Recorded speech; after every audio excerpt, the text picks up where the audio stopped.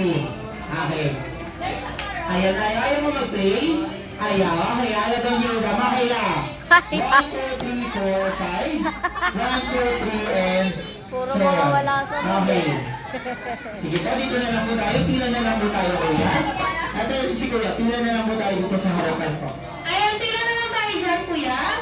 Ayan, kuya, doon ka na lang sa ay, kapulang sa po. kapatid, so narikid sa yung kailangan para pareho po yung bilang bawal. Ayan, sige, isa na lang po. So kung mapapansin nyo, hinati namin kayo sa dalawang grupo, ang red team at ang yellow team. Ayan, nakupuan ko muna.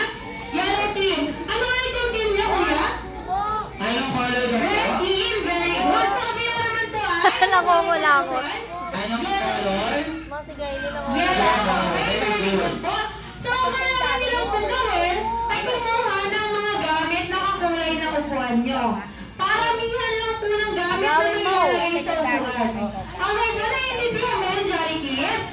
Naiintindihan po? Naiintindihan mo ba? Okay, very good. Very good. So, ang twist natin dito ay hindi po pwede yung mga gamit na makikita dito sa party area. Hindi po pwede yun, tulad ng party hats, play mats, balloons, at mga upuan. Hindi po pwedeng ilagay yan dito.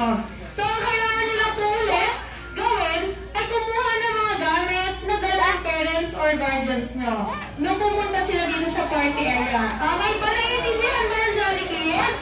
Ayan, parents and guardians, pwedeng-pwede po natin silang tulungan po para makakuha ng game prizes po. Galing kay Ikamat kay best friend, Jollibee. Okay po?